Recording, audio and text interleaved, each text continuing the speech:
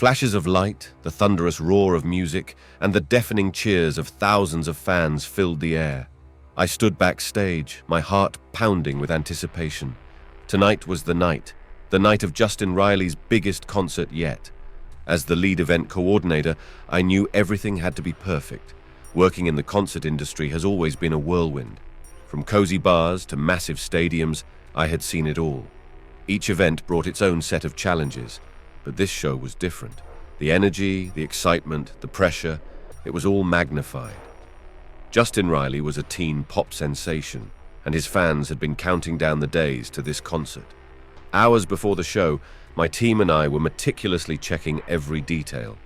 The lighting rig was in place, the sound system was flawless, and security was tight. Everything was running smoothly, and I felt a wave of confidence wash over me.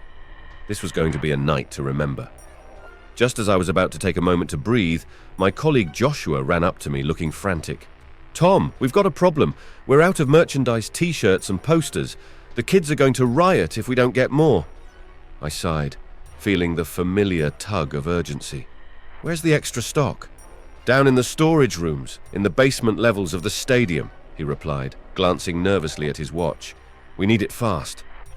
"All right, I'll handle it," I said, grabbing a flashlight. The basement levels of the stadium were like a labyrinth, dark and winding, but I had no choice. The show depended on it. As I descended the narrow staircase, the noise of the concert faded into a distant hum. The air grew cooler, and the flickering fluorescent lights cast eerie shadows on the walls. I reached the bottom and began navigating the dimly lit corridors, the beam of my flashlight cutting through the darkness.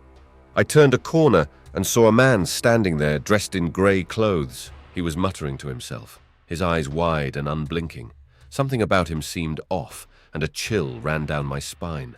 I froze, realizing I was alone and potentially in a dangerous situation. My mind raced. Who was this guy? Was he a lost fan, a member of the staff, or something more sinister? The corridors were empty, and there was no sign of security. I needed to think fast. Trying not to attract his attention, I slowly backed away, my heart pounding. I had to get out of there and call for help. I reached for my radio and whispered, "Joshua, come in. We've got a situation down here. I need security now." Keeping my eyes on the stranger, I retraced my steps, my pulse quickening with every step. Finally, I found the staircase and bolted up the stairs, 2 at a time. I could hear Joshua's voice on the radio, assuring me that help was on the way. Back in the main area, I met Joshua, who had already informed the security team. Within minutes, guards were heading down to the basement to handle the situation. I breathed a sigh of relief, knowing we had averted a potential disaster. Despite the scare, the concert went off without a hitch. Justin Riley took the stage, and the crowd went wild. As I watched from the sidelines, I felt a surge of pride. We had faced a challenge and came through it stronger. The show must go on, and tonight, it truly did. The next morning, the adrenaline from the concert still buzzed in my veins. The night had been a success, but the strange encounter in the basement haunted my thoughts. Who was that man? And why had he been down there? I couldn't shake the uneasy feeling that there was more to this story. I arrived at the stadium early, determined to get some answers. The morning sun cast long shadows across the empty seats, a stark contrast to the vibrant energy of the night before. I headed straight to the security office, where I found Joshua and the head of security, Mike. "Tom, good to see you," Mike greeted me. "Last night was quite something, wasn't it?" "You can say that again," I replied, taking a seat. "I need to know more about that guy we found in the basement. Did you find out who he was?" Mike exchanged a glance with Joshua before answering. "We did some digging. He's not a staff member or a fan. We have no record of him at all. It's like he appeared out of nowhere." A shiver ran down my spine. "So, what do we do now?" Mike leaned forward, his expression serious. "We need to investigate further. We can't have unknown people wandering around during events. It's a major security risk." Joshua nodded. "I agree. We should check the security footage from last night. Maybe it'll give us some clues." We spent the next few hours poring over the footage, scanning every frame for any sign of the stranger. Finally, we spotted him, emerging from a maintenance door that should have been locked. He moved with a strange, almost robotic precision, making his way through the corridors until he disappeared into the basement. "Pause it there," I said, pointing at the screen. "That door, where does it lead?" Mike pulled up the stadium blueprints. It's an old service entrance, mostly used by maintenance staff. It hasn't been in regular use for years. "Looks like we've got our next stop," I said, standing up. "Let's check it out." Armed with flashlights and a renewed sense of determination, we made our way to the old service entrance. The door creaked open, revealing a dusty, dimly lit corridor. We walked cautiously, the silence broken only by the echo of our footsteps. As we delved deeper, the air grew colder and the shadows thicker. We turned a corner and found ourselves in a large, open room filled with old equipment and forgotten supplies. In the center of the room, half hidden behind a stack of boxes, was a small makeshift bed and a collection of personal items. "This must be where he was staying," Joshua murmured, picking up a worn notebook from the floor. I opened the notebook, its pages filled with chaotic scribbles and diagrams. It looked like the ramblings of a disturbed mind. Amid the chaos, one word stood out, repeated over and over: intruder. "What do you make of this?" I asked Mike, showing him the notebook. He frowned. "It's clear he believed someone or something was coming for him, but who or what?" A noise from behind startled us. We spun around to see the stranger standing in the doorway, his eyes wild and desperate. "You shouldn't be here," he hissed. "They'll find you too." "Who will find us?" I asked, trying to keep my voice steady. "The ones who come in the night," he whispered, his gaze darting around the room. "They're always watching." Before we could react, he turned and fled back into the darkness. We chased after him, but he seemed to vanish into thin air, leaving us alone in the eerie silence. We returned to the main stadium, our minds racing with questions. The encounter had only deepened the mystery, and I knew we couldn't ignore it. Whoever or whatever was out there, we needed to find out. Not just for our safety, but for the safety of everyone who attended our events. As we regrouped in the security office, I felt a renewed sense of determination. We would uncover the truth, no matter where it led us. The show must go on, but first we had to ensure it would be safe for everyone involved. The days following the discovery of the stranger's hideout were filled with a tense mix of preparation and investigation. On the surface, the stadium operated as usual, hosting smaller events and preparing for the next big concert. But behind the scenes, our team was on high alert, determined to get to the bottom of the mystery. One afternoon, as I reviewed the security protocols with Mike and Joshua, an idea struck me. We need to go through the records of everyone who's worked here in the past few years. Maintenance staff, contractors, anyone who might have access to that old service entrance. Mike nodded. "Good thinking. We'll start with the most recent records and work our way back." We spent hours combing through files and databases, cross-referencing names and dates. It was tedious work, but eventually we found a lead. A former maintenance worker named Leonard Thompson had been let go 2 years ago under suspicious circumstances. According to the records, he had exhibited erratic behavior and had a history of mental health issues. "This could be our guy," Joshua said, pointing to Leonard's file. "He knows the layout of the stadium, and he might still have access to the old service areas." Mike agreed. "Let's track him down and see what he knows, but we need to be careful. If he's unstable, approaching him could be dangerous." The next day, we found Leonard's last known address and set out to find him. His apartment was in a run-down part of town, the kind of place where people kept to themselves and didn't ask questions. We knocked on his door, but there was no answer. Just as we were about to leave, a neighbor stepped out and eyed us warily. "Looking for Leonard?" she asked, her voice rough from years of smoking. "Yes," I replied. "Do you know where we can find him?" She hesitated before nodding. "He spends most of his time at the old warehouse down the street. He used to work there before things went south. Be careful, though. He's not right in the head." We thanked her and headed to the warehouse. The building was dilapidated, a relic of its former industrial glory. As we approached, we heard faint noises coming from inside, the sound of someone moving around, muttering to themselves. We entered cautiously, our flashlights cutting through the dim light. The interior was cluttered with broken machinery and scattered debris. In the far corner, we saw Leonard, hunched over a makeshift workstation, scribbling furiously in another notebook. "Leonard," I called out gently. He looked up, his eyes wide with a mix of fear and recognition. "You shouldn't have come here," he said, his voice trembling. "They'll find you." "Who will find us?" I asked, stepping closer. "We just want to talk, Leonard. We want to help." He shook his head violently. "You can't help. They're everywhere, watching, waiting." I glanced at Joshua and Mike, who nodded in silent agreement. We needed to get Leonard somewhere safe where we could figure out what was going on. "Leonard, we're going to take you back to the stadium," I said, trying to keep my voice calm. "We'll make sure you're safe, and we'll listen to what you have to say." Surprisingly, he didn't resist. We guided him out of the warehouse and back to the stadium, where we set him up in a quiet room away from the hustle and bustle. Over the next few days, Leonard began to open up, slowly sharing his fragmented story. He spoke of shadows that moved in the night, of voices that whispered from the darkness. He claimed that the stadium was built on a site with a dark history, a place where terrible things had happened long before it became a venue for entertainment. He believed that these dark forces had returned, drawn by the energy of the crowds and the music. It was a lot to take in, and part of me wanted to dismiss it as the ramblings of a troubled mind. But there was something in Leonard's eyes, a genuine fear that made me pause. We couldn't ignore the possibility that there was more to his story than we understood. As we pieced together Leonard's account, we realized we needed expert help. Someone who could investigate the history of the stadium and the land it was built on. Someone who could tell us if there was any truth to Leonard's fears. I made a few calls and managed to get in touch with Dr. Evelyn Carter, a historian specializing in urban legends and haunted sites.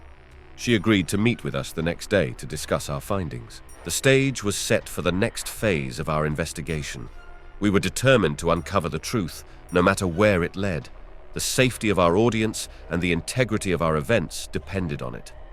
As we prepared for Dr. Carter's visit, I couldn't shake the feeling that we were on the brink of discovering something far bigger than any of us had anticipated. The following day, the anticipation was palpable as we waited for Dr. Evelyn Carter's arrival. The historian had a reputation for uncovering hidden truths and delving into the dark pasts of places that others might overlook. If anyone could help us make sense of Leonard's disturbing claims, it was her.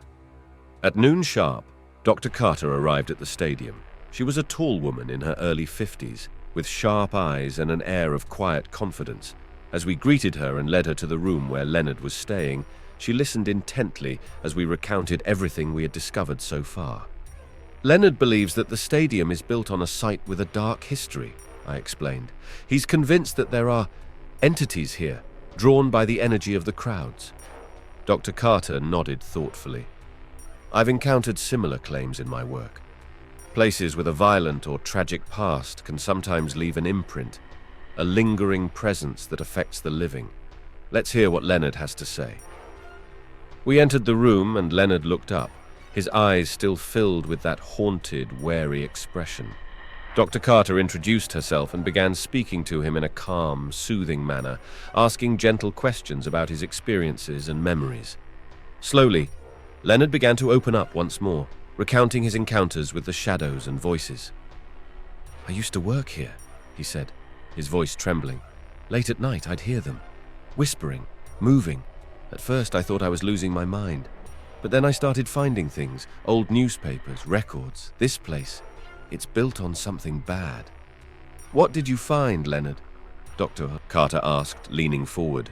Leonard handed her his notebook, the one filled with his chaotic scribbles and diagrams. "It's all in there, the history, the events. They tried to cover it up, but I found the truth." Dr. Carter examined the notebook, her expression growing more serious by the minute. "These are references to a series of unexplained disappearances and deaths in the early 20th century. This area was once a part of the city's industrial district, known for its brutal working conditions and violent incidents." She looked up at us. "It's possible that the energy of those tragic events has lingered, especially if the stadium was built directly on top of the old industrial sites." "So what can we do?" I asked, feeling a mix of relief and dread. "How do we make sure everyone stays safe?" Dr. Carter took a deep breath. "First, we need to verify Leonard's findings. I'll need access to the city archives, old newspapers, and anything that can provide more context. If we can confirm that this site has a dark past, we can take steps to address the lingering energy. We spent the next several days working closely with Dr. Carter. She pored over historical records, while Joshua and I combed through old blueprints and construction documents. Slowly but surely, a disturbing picture began to emerge.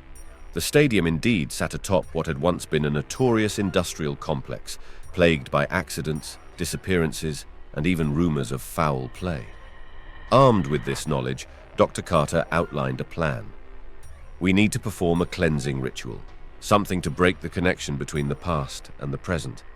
It's a delicate process, but it can help dispel the lingering energy. I nodded. What do you need from us?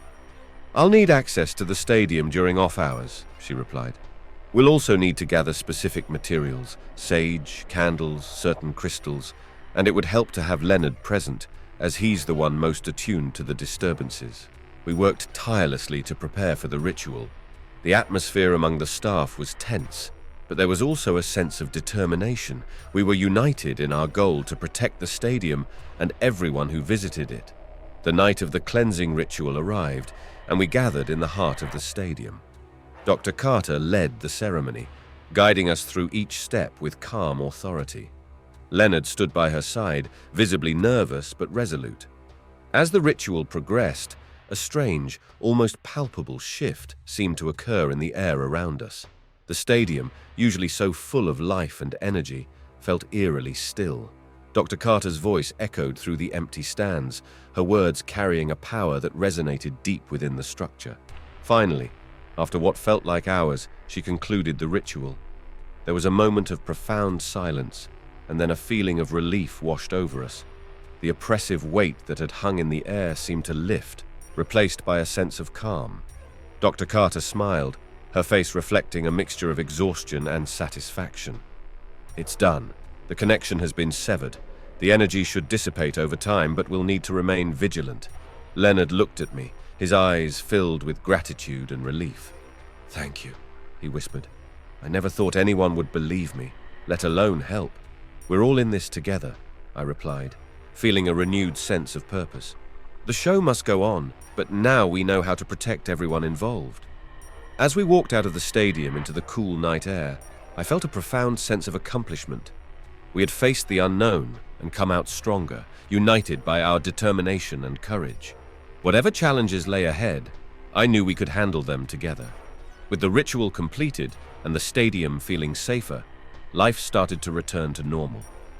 The next big concert was just around the corner, and our team was busy with preparations. But despite the renewed energy, a part of me couldn't let go of the mysteries we had uncovered. There were still unanswered questions, and I felt compelled to dig deeper. One morning, as I sipped my coffee and went through emails, I received a message from Dr. Carter. She had continued her research into the stadium's history and found something that she believed would be crucial for us to know. We agreed to meet at her office later that day. Dr. Carter's office was filled with books and artifacts, a testament to her lifelong dedication to uncovering hidden histories. She greeted me warmly and led me to a table covered with old maps and documents. Tom, I've been doing some extensive research into the site's past, she began. What I found is both fascinating and troubling. This area has a much darker history than we initially thought. She spread out a large map of the city from the early 1900s. This is what the industrial district looked like back then. As you can see, the stadium now sits on what used to be several factories and warehouses. I leaned in, studying the map. Yes, we knew about the industrial past, but what's more troubling? Dr. Carter handed me a yellowed newspaper clipping. There was a series of mysterious disappearances in the early 1920s. Workers would vanish without a trace, and their disappearances were never solved. It created a lot of fear and speculation. Some believed the factory owners were involved in illegal activities, but nothing was ever proven. I felt a chill as I read the article. This must be the source of the lingering energy Leonard spoke about.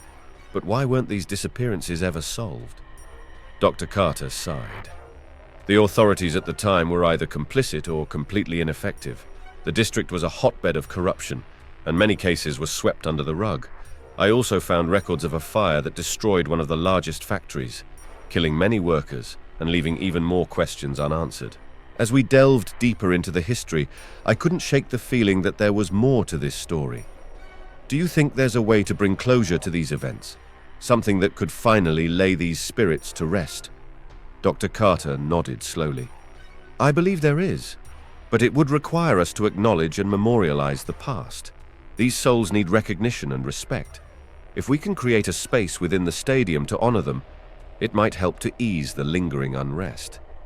The idea resonated with me. We had the power to transform the stadium from a place of forgotten tragedy into one of remembrance and healing. I knew it wouldn't be easy, but it felt like the right thing to do. I returned to the stadium with a renewed sense of purpose.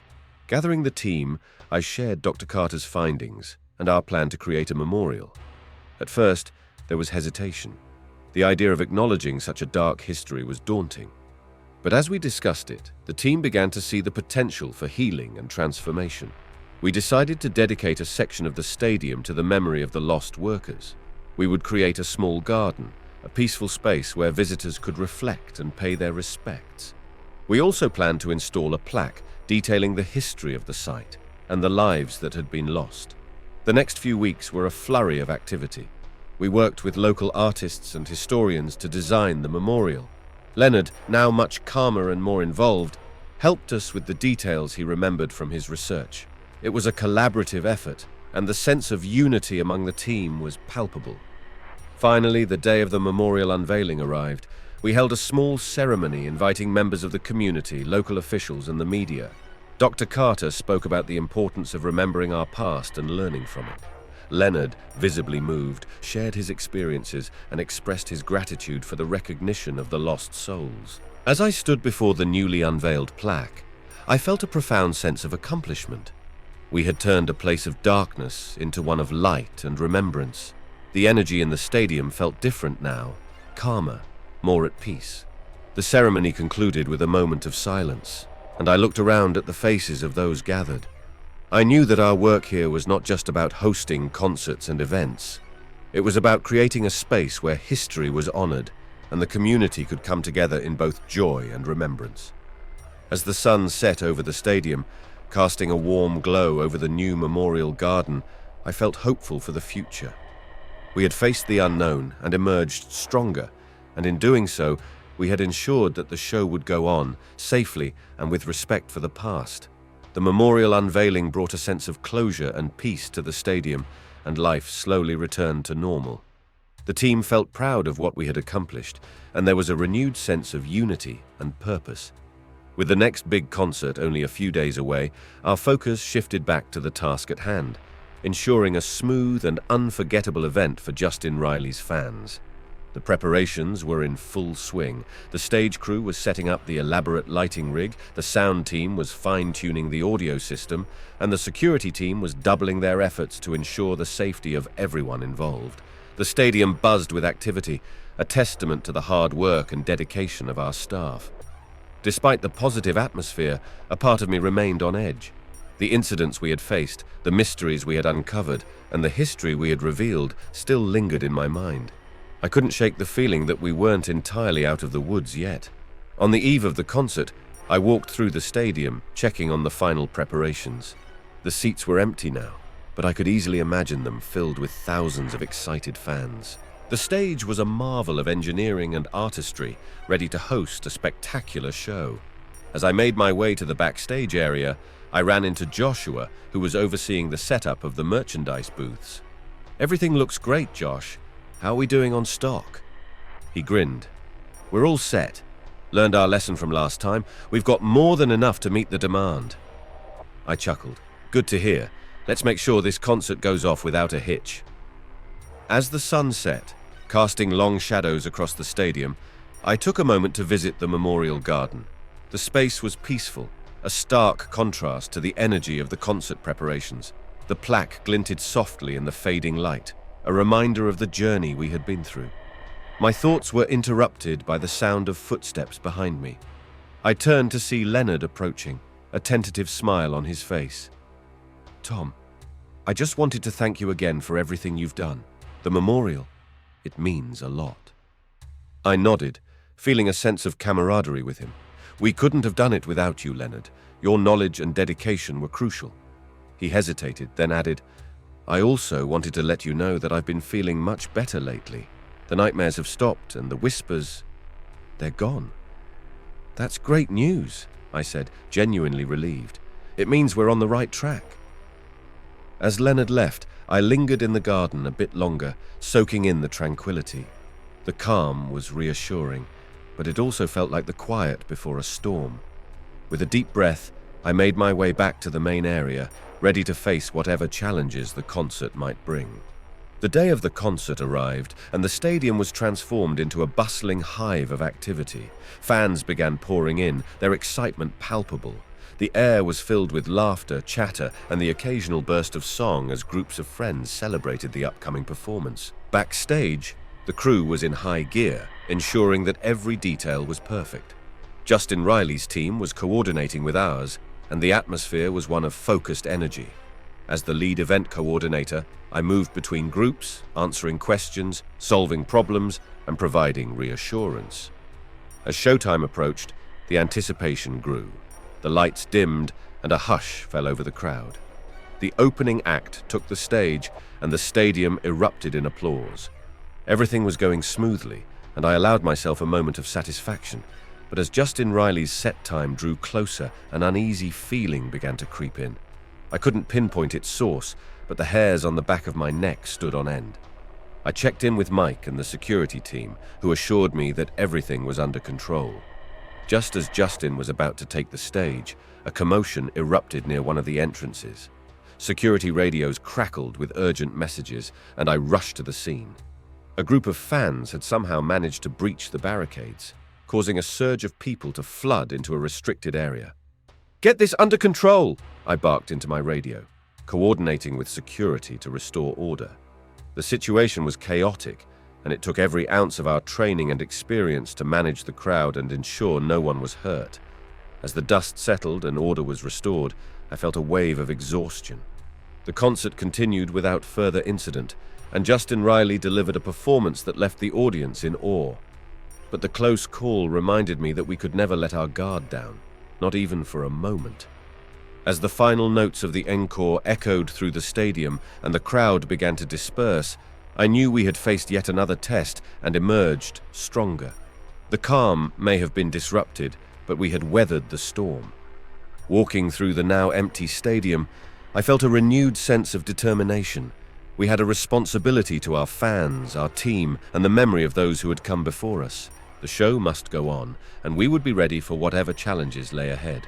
The weeks following the concert were a whirlwind of activity. The successful event bolstered our reputation, and inquiries for future shows poured in. Yet, the memory of the chaotic breach lingered, a reminder of how quickly things could go awry.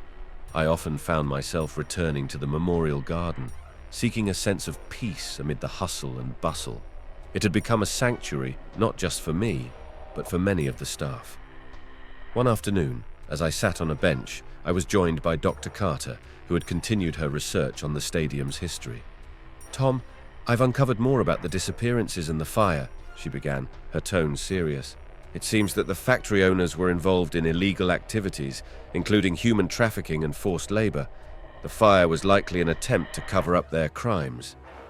Her words sent a chill down my spine. "So the spirits we felt, the disturbances, they're the echoes of those who suffered and died here?"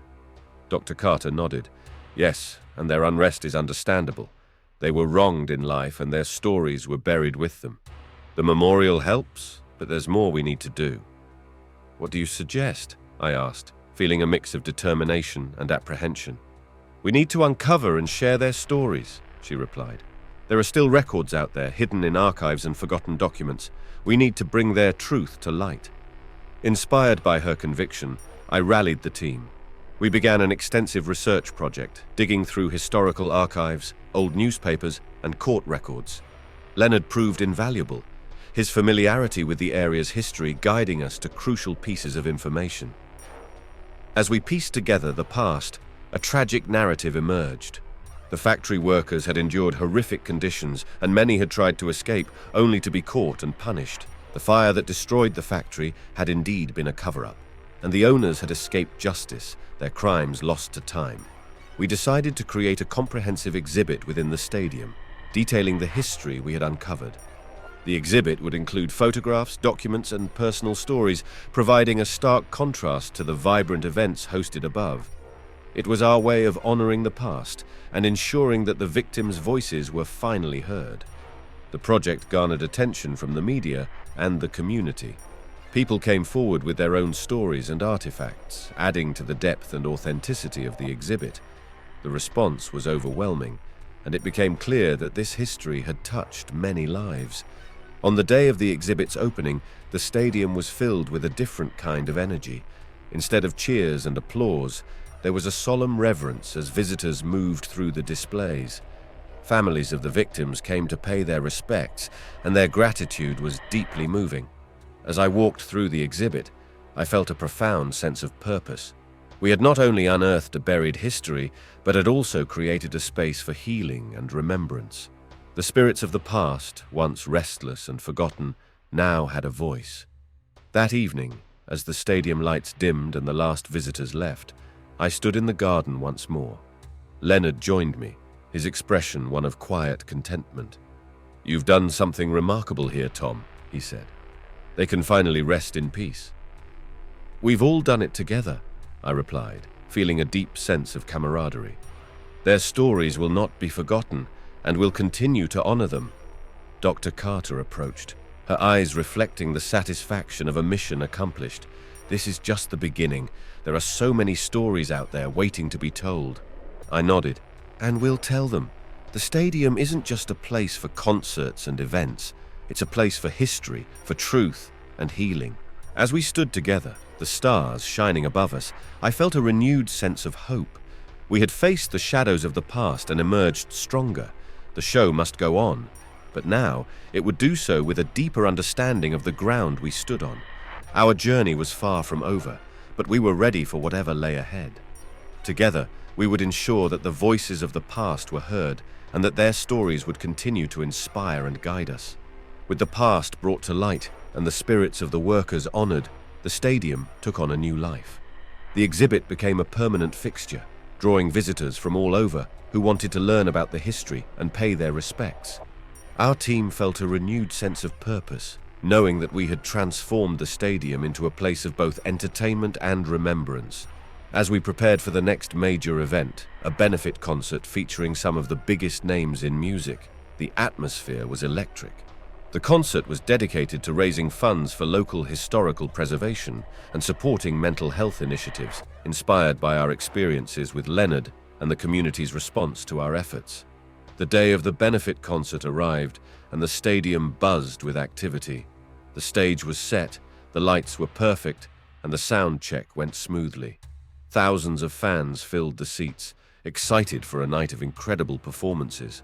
Backstage, I checked in with the artists, making sure they had everything they needed. Everyone was enthusiastic about the cause, and the sense of camaraderie was palpable. Justin Riley, who had become a good friend since his last concert, was especially supportive.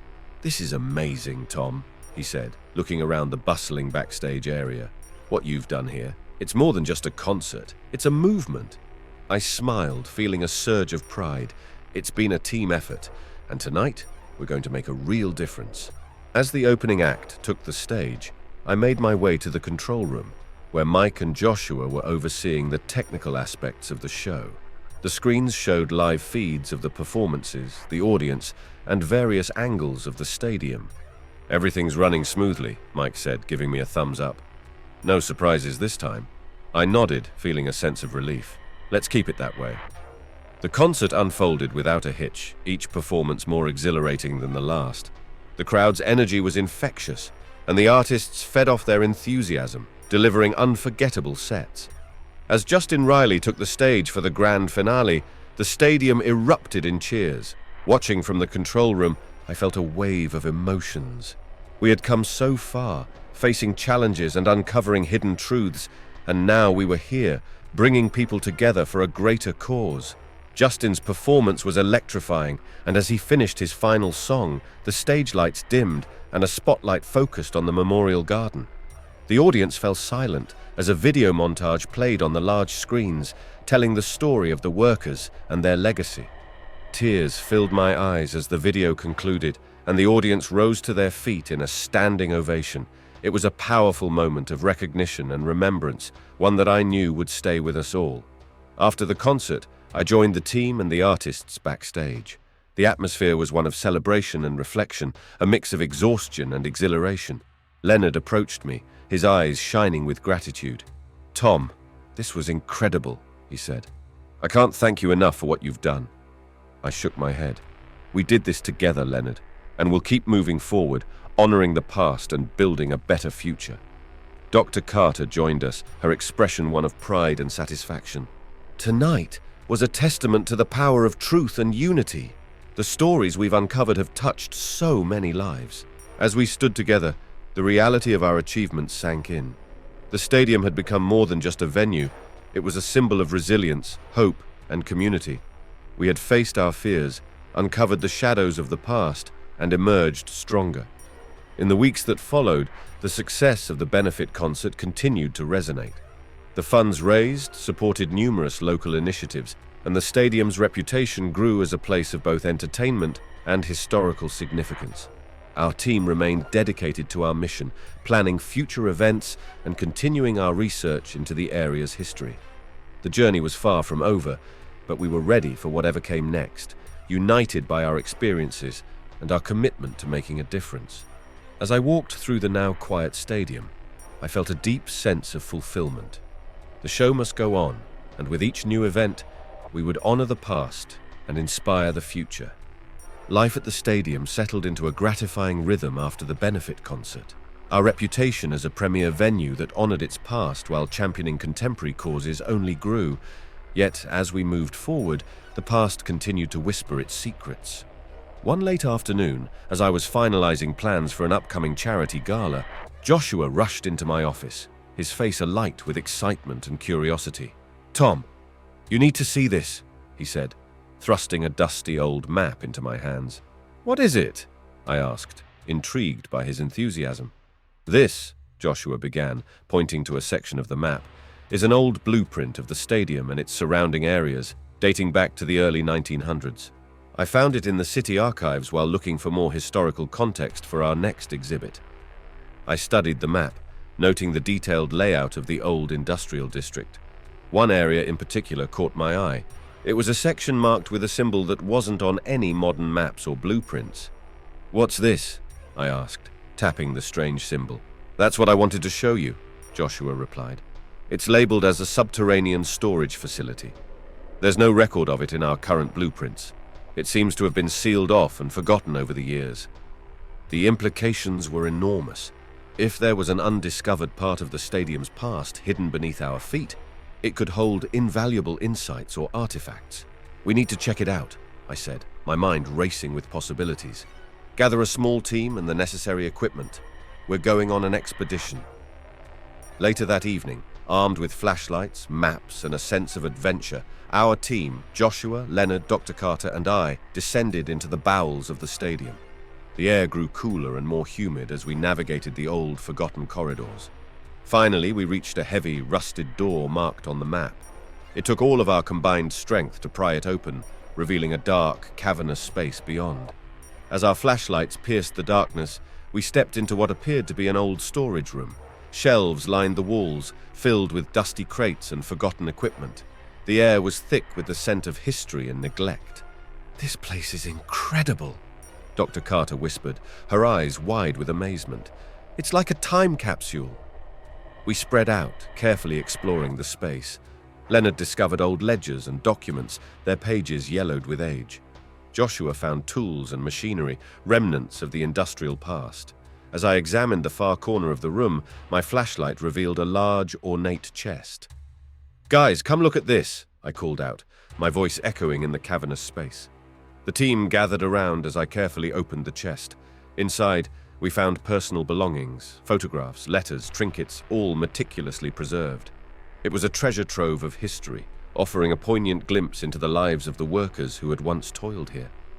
"These are their stories," Leonard said softly, his voice filled with emotion. "The people who were lost and forgotten, we've found a piece of their lives." Dr. Carter nodded, her expression one of reverence. This discovery is priceless. It's a direct connection to the past, a way to honor and remember those who came before us. We spent hours cataloging and documenting our findings, each item a testament to the human experience of the industrial age. The artifacts would become a central part of our next exhibit, bringing even more depth and context to the stadium's history. As we emerged from the subterranean facility, the weight of our discovery settled over us. We had uncovered a hidden chapter of the past, one that would enrich our understanding and appreciation of the present. In the following weeks, the exhibit took shape, drawing even more visitors and media attention. The stories of the workers, now vividly brought to life through their belongings, resonated deeply with everyone who visited. It was a powerful reminder of the resilience of the human spirit and the importance of remembering and honoring our history. Our team's bond grew stronger as we worked together to preserve and share these stories. The stadium had become more than just a venue. It was a living, breathing testament to the past, present, and future. As I stood in the newly completed exhibit, watching visitors engage with the artifacts and stories, I felt an overwhelming sense of fulfillment. We had not only built a successful career in the concert industry, but had also created a lasting legacy of remembrance and respect. The show must go on, and with each discovery and event, we will continue to honor the past, inspire the present, and shape the future. The stadium had become a beacon of both entertainment and history, a place where the past and present converged in a harmonious celebration of life and memory. With our latest discoveries, we felt an even deeper connection to the grounds we walked on every day. And as we prepared for the most significant event of the year, the stakes had never felt higher. The upcoming concert wasn't just any event. It was a grand celebration marking the stadium's centennial anniversary. We had lined up an all-star cast of performers, including Justin Riley, who had become a recurring favorite, and other top artists from various genres. The anticipation was palpable, and we knew this would be a night to remember. In the days leading up to the concert, the stadium was a hive of activity. Crews worked around the clock to ensure everything was perfect, from the intricate stage design to the state-of-the-art sound system. The exhibit, now a centerpiece of the stadium, attracted visitors who came to learn about the rich history before enjoying the show. On the day of the concert, the atmosphere was electric. Fans began arriving hours before the gates opened, eager to secure the best spots. The air was filled with excitement and the buzz of conversation, a testament to the hard work and dedication of our team. As the gates opened and the stadium filled with thousands of fans, I took a moment to stand back and take it all in. The sight was breathtaking, a sea of people united by their love of music and the shared experience of being part of something larger than themselves. Backstage, the artists were preparing for their performances. Justin Riley, as always, was relaxed and ready, chatting with his band and going over the set list one last time. Other performers were equally focused, knowing that tonight was more than just a concert. It was a celebration of history, community, and resilience. The lights dimmed, and the opening act took the stage. The crowd erupted in applause, the sound echoing through the stadium. Each performance is built on the energy of the last, creating an unforgettable experience for everyone present. As the night progressed, it was finally time for Justin Riley to take the stage. The crowd's excitement was at a fever pitch, and when he stepped into the spotlight, the stadium erupted in cheers. His performance was a masterclass in showmanship, blending his biggest hits with heartfelt moments that resonated deeply with the audience. Midway through his set, Justin paused and addressed the crowd. "Tonight is special," he began, his voice carrying through the hushed stadium. "We're not just celebrating music. We're celebrating a place that has seen so much history, a place that has brought people together for 100 years. He gestured toward the memorial garden visible from the stage.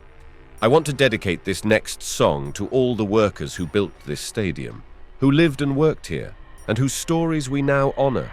This is for them."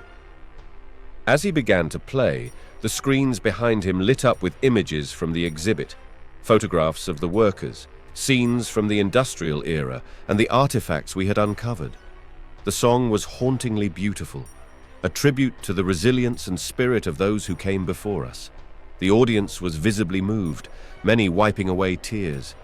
It was a powerful reminder of why we had worked so hard to uncover and share these stories. We had turned a concert into a moment of collective remembrance and celebration, bridging the gap between past and present. As Justin finished his set, the applause was deafening. He left the stage to thunderous cheers, and the energy in the stadium was electric.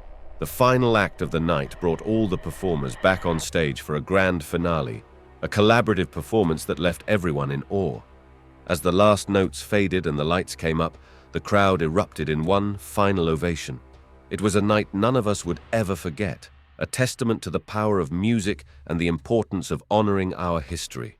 After the concert, as the stadium slowly emptied and the crew began the process of breaking down the stage, I walked through the memorial garden one last time. The night had been a resounding success, and I felt a deep sense of fulfillment and gratitude.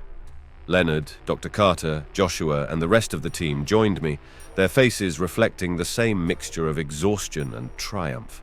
We had faced countless challenges, uncovered hidden truths, and created something truly special. As we stood together, the stars shining above us, I knew that our journey was far from over. The stadium would continue to host concerts and events, bringing people together and creating new memories. And we would remain dedicated to preserving and honoring the past, ensuring that the stories of those who came before us would never be forgotten. The show must go on, and with each new event, we would carry forward the lessons and legacy of our shared history. Together, we had built something that would endure for generations to come.